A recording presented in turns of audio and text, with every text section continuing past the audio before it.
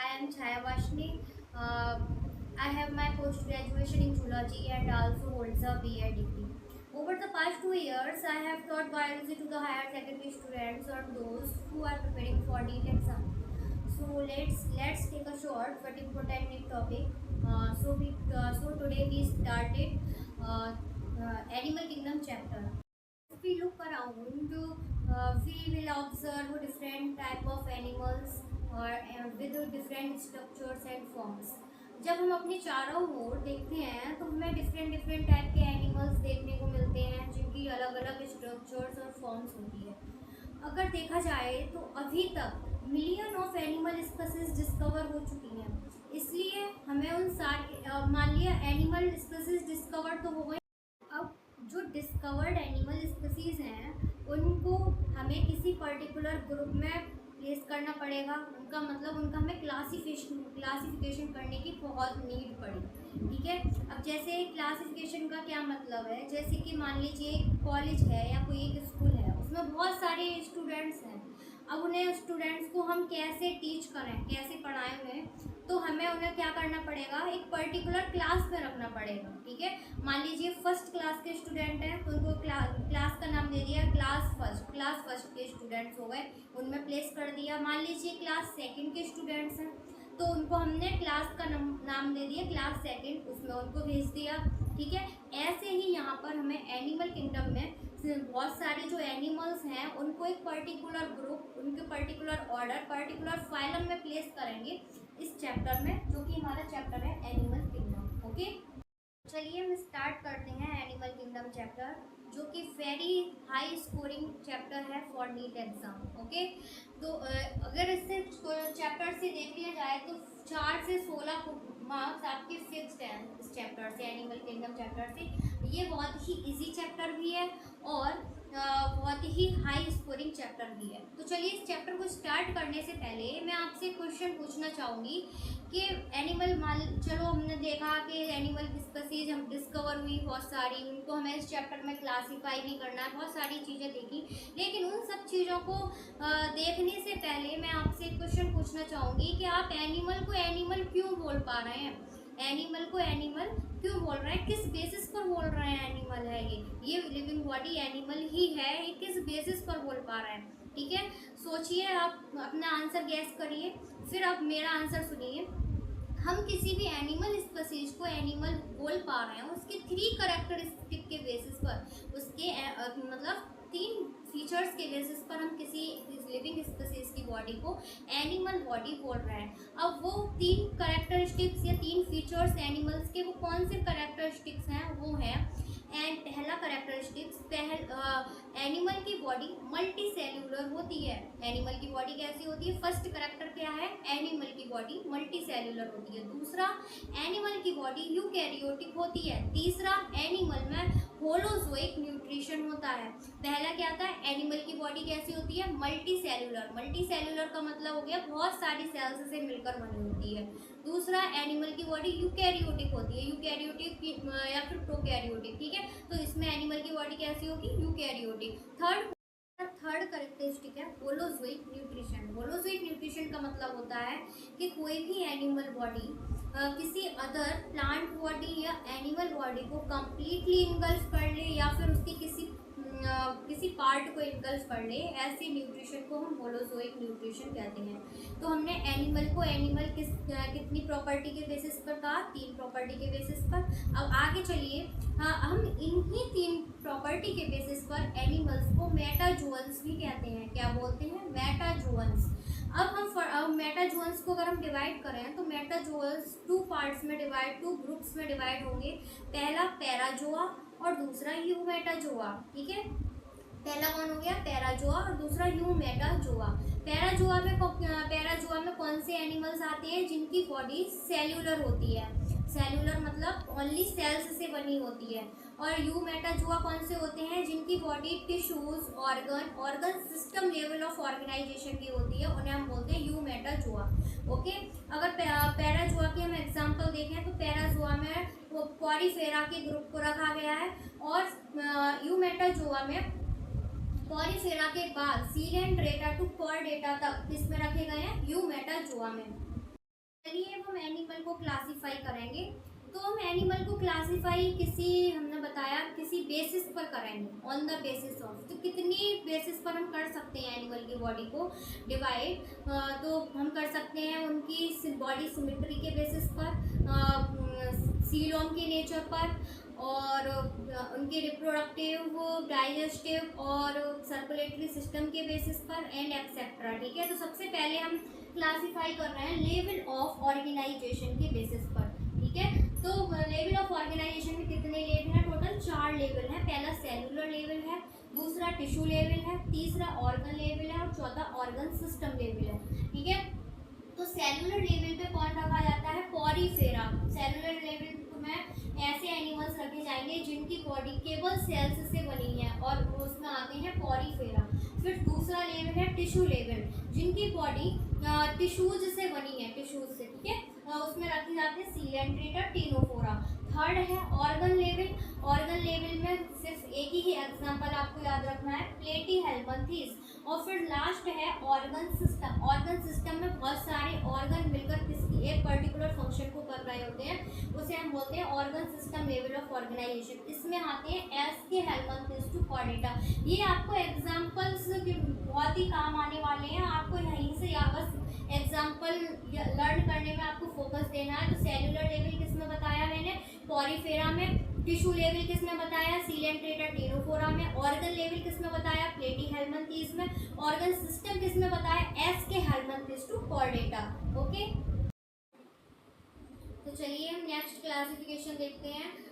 जो हमने अभी देखा था सेलुलर लेवल, ऑर्गन लेवल, तो tissue level, organ level, organ system level. तो ऑर्गन सिस्टम लेवल में हम फर्दर क्लासिफिकेशन करते हैं उसकी कॉम्प्लेक्सिटीज़ के बेसिस पर। ठीक है, तो हमने देखा पैटर्न्स ऑफ कॉम्प्लेक्सिटीज़ के बेसिस पर हम क्लासीफाई करते हैं कैसे डाइजेस्टिव सिस्टम और सर्कुलेटरी सिस्टम के बेसिस पर। डाइजेस्टिव सिस्टम में देखें तो हम 2 टाइप ऑफ डाइजेस्टिव सिस्टम हो सकता है, इनकम्प्लीट डाइजेस्टिव सिस्टम और कंप्लीट डाइजेस्टिव सिस्टम।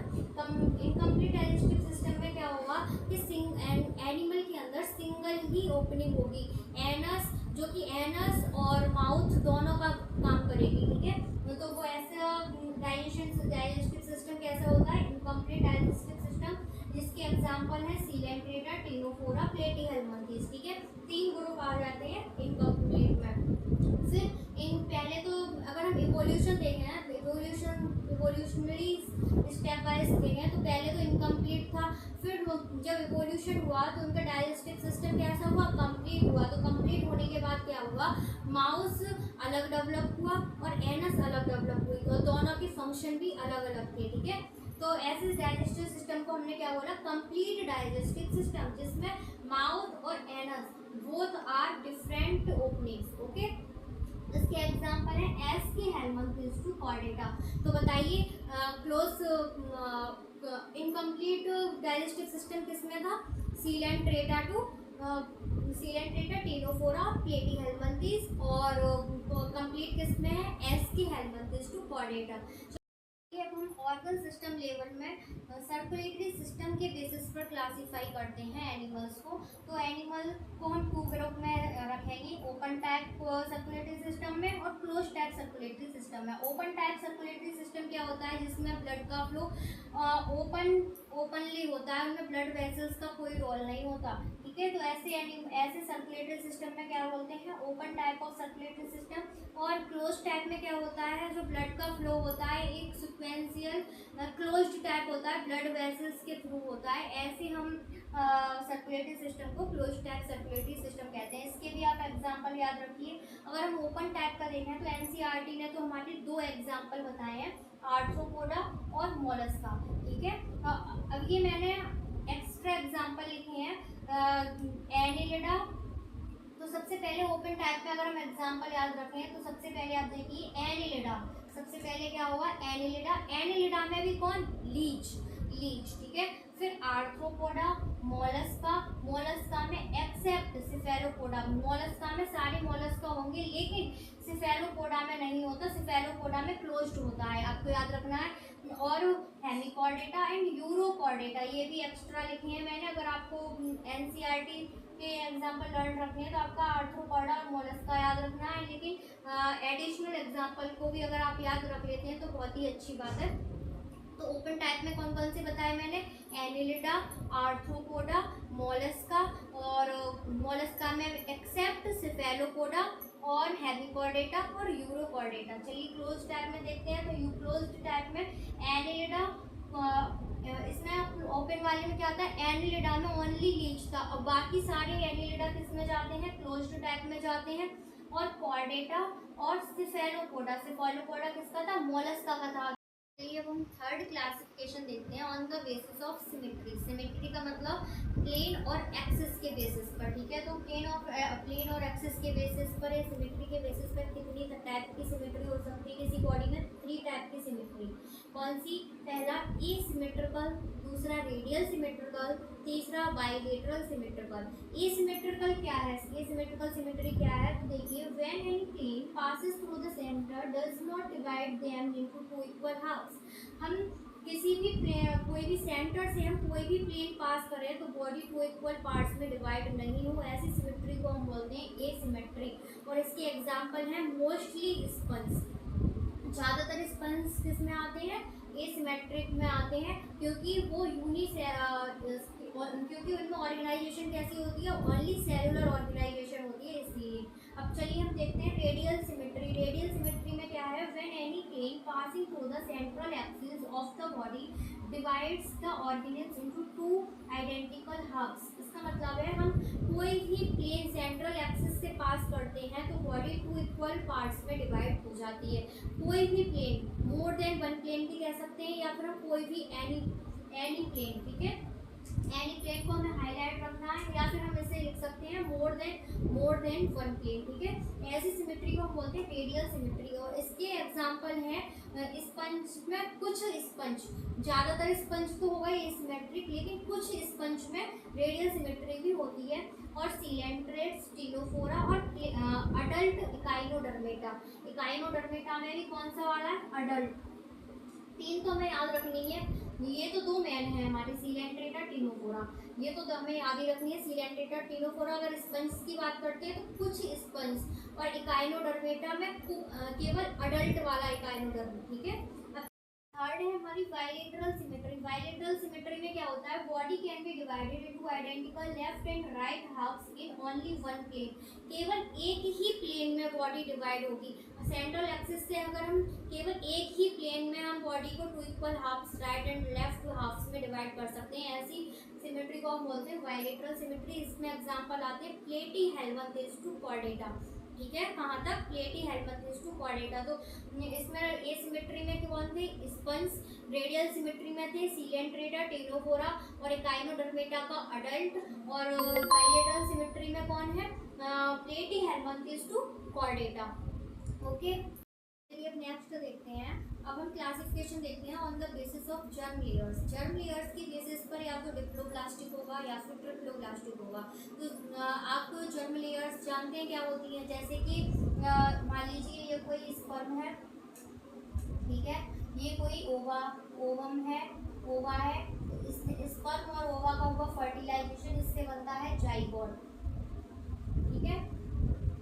जाइगोट में डेवलप होती हैं जर्म लेयर्स। जर्म लेयर से फॉर्मेशन होता है एम्ब्रियो का, फॉर्मेशन ऑफ एम्ब्रियो,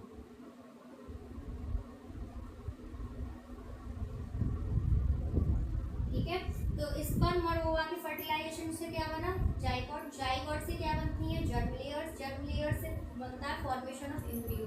तो यही जो जर्म लेयर्स हैं इनके बेसिस पर हम देखते हैं। अब ये जर्म लेयर्स 3 जर्म लेयर्स होती हैं, एक्टोडर्म, मेसोडर्म, एंडोडर्म। तो अगर जिनमें केवल 2 जर्म लेयर्स हैं, एक्टोडर्म और एंडोडर्म ही है, उन ऐसे हम ऑर्गेनाइजेशन को बोलते हैं डिप्लोब्लास्टिक ऑर्गेनाइजेशन, ठीक है। थर्ड है ट्रिप्लोब्लास्टिक। ट्रिप्लोब्लास्टिक में क्या होता है, एक्टो और एंडो तो है, लेकिन उनके बीच में एक मेसोडर्म भी डेवलप हो जाती है। ऐसे को हम बोलते हैं ट्रिप्लोब्लास्टिक ऑर्गेनाइजेशन, ठीक है। तो हमें मेन चीज हमें एग्जांपल याद रखनी है इनके। तो डिप्लोब्लास्टिक ट्रिप्लोब्लास्टिक के एग्जांपल हैं। डिप्लो से आप ले लीजिए डाई, डाई से मैं आपको याद करने की ट्रिक बताती हूँ उसे, इसके एग्जांपल लर्न करने की। तो डाई मतलब दो, तो इसके केवल दो एग्जांपल होंगे, सीलेंट्रेटा, टीनोफोरा। सीलेंट्रेटा को ही हम लिडेरिया भी बोलते हैं, ठीक है। ट्रिप्लोब्लास्टिक में टीनोफोरा के बाद के जो एग्जांपल्स हैं वो सारे ट्रिप्लोब्लास्टिक में चले आते हैं, प्लेटीहेल्मिन्थेस टू कॉर्डेटा। देखते हैं एनिमल का classification on the basis of coelom, coelom या फिर बॉडी कैविटी के बेसिस पर। तो देखिए सीलोम क्या है। Coelom any internal space which form by mesoderm and present between outer body wall and inner gut wall, ठीक है। कोई भी इंटरनल स्पेस जो कि बनता है किसके द्वारा, हमें मेन पॉइंट याद रखना है, क्वेश्चन पूछता है किसके द्वारा बनता है, मेसोडर्म के द्वारा, कौन सी लेयर के द्वारा, मेसोडर्म के द्वारा, और किसके बीच में प्रेजेंट होता है, आउटर बॉडी वॉल और इनर गट वॉल के बीच में होता है, उसे हम बोलते हैं बॉडी, उस बॉडी कैविटी को हम क्या बोलते हैं, सीलोम। तो चलिए सीलोम के बेसिस पर हम एनिमल को 3 कैटेगरी में डिवाइड करते हैं, एसीलोमेट, स्यूडोसीलोमेट, यूसीलोमेट। चलिए फर्स्ट देखिए एसीलोमेट। एसीलोमेट क्या होता है, एसीलोमेट में बॉडी कैविटी एब्सेंट रहती है, ठीक है, ए से एब्सेंट। तो सीलोमेट मतलब बॉडी कैविटी और ए से एब्सेंट, तो बॉडी कैविटी कैसी रहती है, एब्सेंट रहती है, उसे हम बोलते हैं एसीलोमेट। इसके एग्जांपल हैं पॉरीफेरा, सीलेंट्रेटा, टीनोफोरा, प्लेटीहेल्मिन्थेस।